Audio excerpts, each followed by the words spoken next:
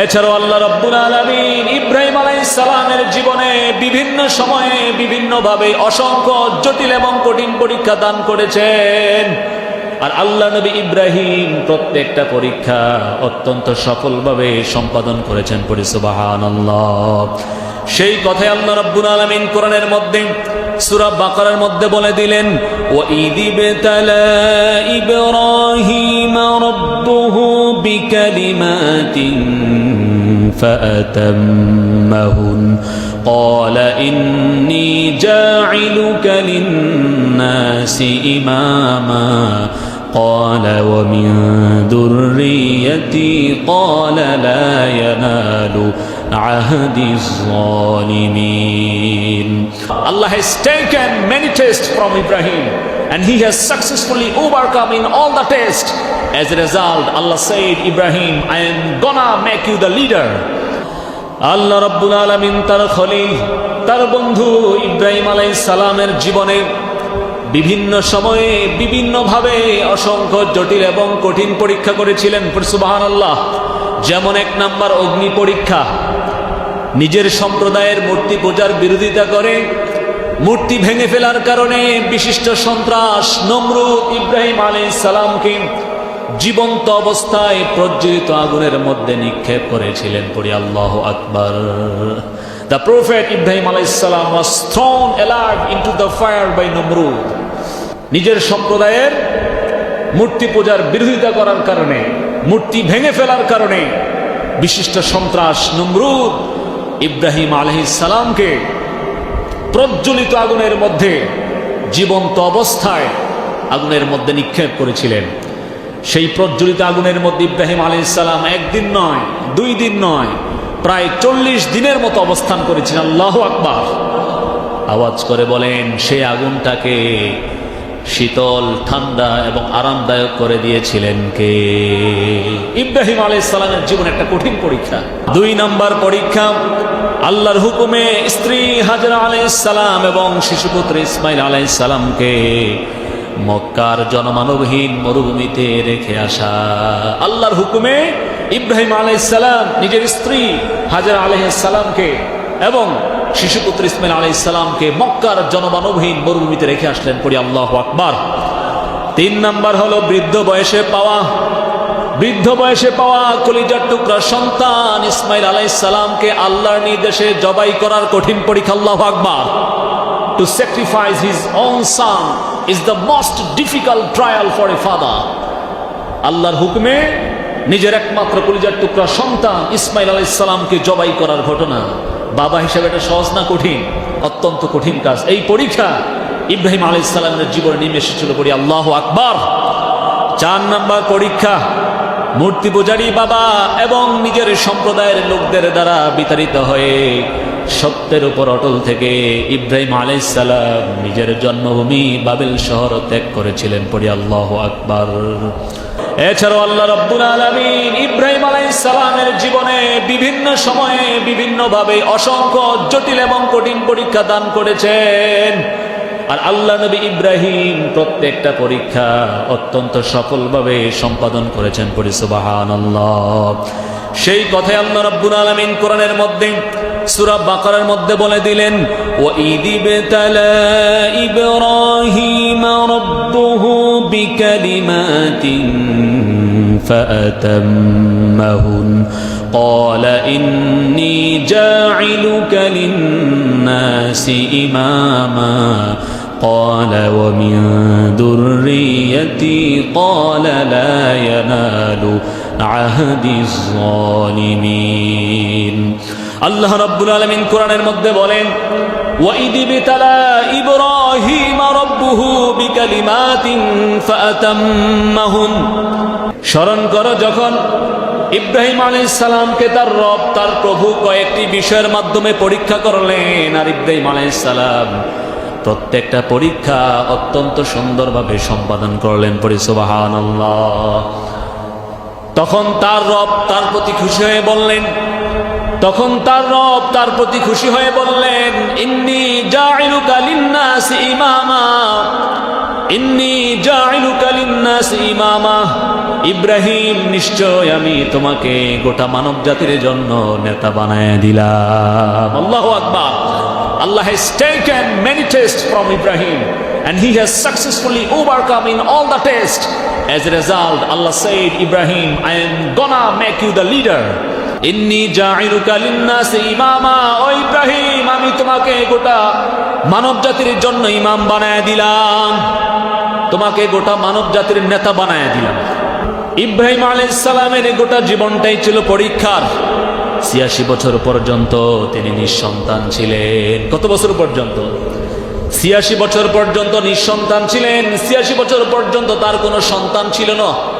বৃদ্ধ বয়সে আল্লাহ নবী ইব্রাহিম চোখের পানি ছেড়ে দিয়ে আল্লাহর কাছে দোয়া করলেন, রব্বি হাবলি মিনাস সলিহিন, রব্বি হাবলি মিনাস সলিহিন। ওগো আল্লাহ, আপনি আমাকে একটা নেক সন্তান দান করেন। সুবহানাল্লাহ বলেন। ৮৬ বছর পর্যন্ত ইব্রাহিম আলাইহিস সালামের কোনো সন্তান নাই, নিঃসন্তান ছিলেন তিনি। বৃদ্ধ বয়সে আল্লাহর কাছে গিয়ে কান্নাকাটি করে বললেন, রব্বি হাবলি মিনাস সলিহিন, ওগো আল্লাহ, আপনি আমাকে একটা নেক সন্তান দান করেন। কি সন্তান চাইলেন?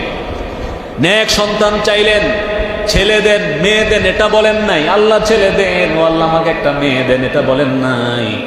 ইব্রাহিম আলাইহিস সালাম বললেন, ও আল্লাহ, আপনি আমাকে একটা নেক সন্তান দান করেন।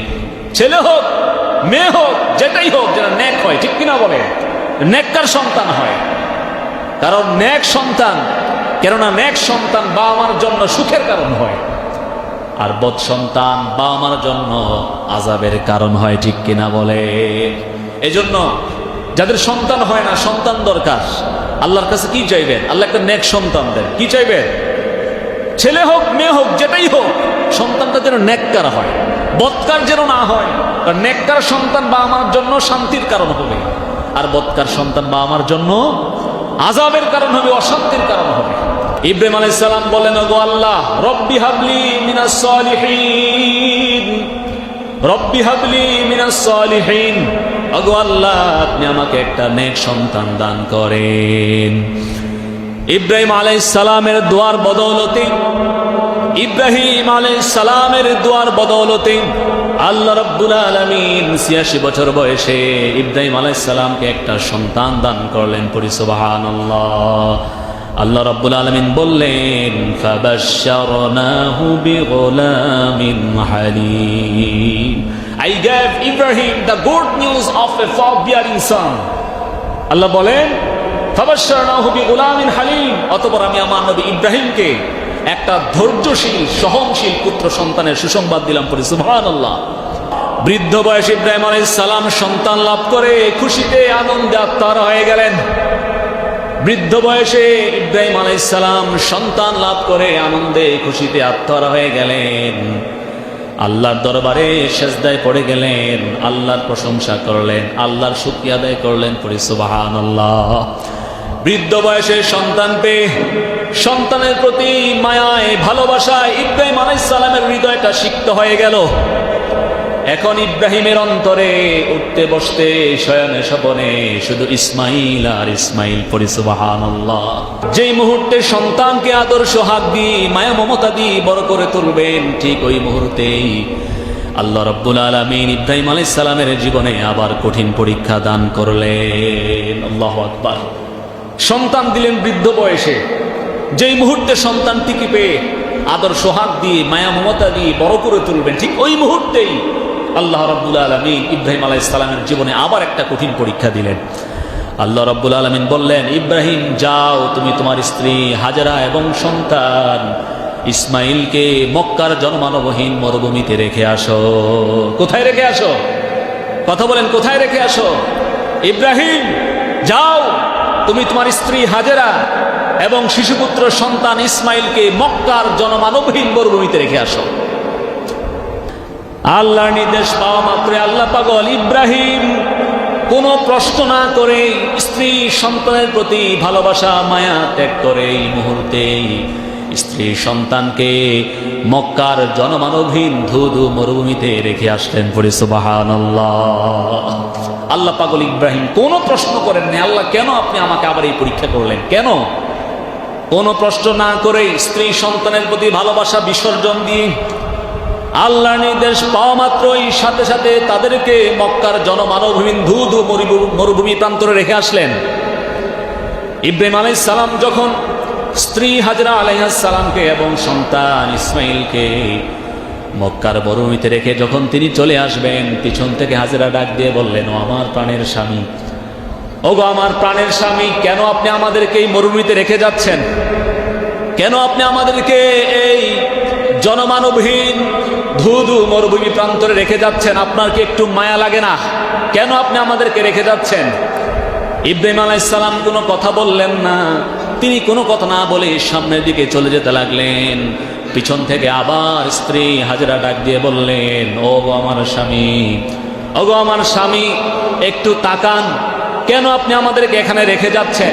একটু কি মায়া হয় না? একটু কি আপনার দয়া হয় না? এত বড় পাষাণ মন কেন আপনার?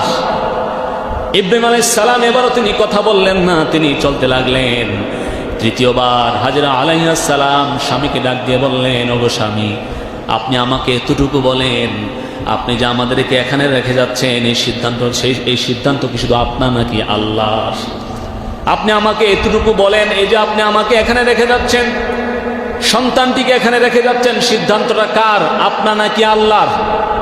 যদি আপনার সিদ্ধান্ত হয় তাহলে আমার কথা আছে, আমার আপত্তি আছে, আর যদি আল্লাহর সিদ্ধান্ত হয় তাহলে আমি মেনে নিলাম। আল্লাহু আকবার। এই কথা বলার পরে, এই কথা শোনার পরে ইব্রাহিম আলাইহিস সালাম তখন তিনি হাত উঁচু করে, আঙ্গুল উঁচু করে আকাশের দিকে ইশারা করে বললেন, ও বিবি, এটা আমার কোনো সিদ্ধান্ত না, এটা হলো বিশ্বজাহানের রব আল্লাহর সিদ্ধান্ত। সুবহানাল্লাহ। ইব্রাহিম বলেন, বিবি, এটা আমার সিদ্ধান্ত না, এটা বিশ্বজাহানের রব আল্লাহর সিদ্ধান্ত। তখন হাজরা আলাইহিস সালাম বললেন, ওগো স্বামী, আপনি কোনো চিন্তা করবেন না, আপনি কোনো টেনশন করবেন না, আপনি কোনো মন খারাপ করবেন না, আপনি যান। যে আল্লাহ আমাদেরকে এই জনমানবহীন মক্কার মরুভূমিতে রেখে আসার নির্দেশ দিয়েছেন, সে আল্লাহ আমাদেরকে দেখাশোনা করবেন। সুবহানাল্লাহ বলে।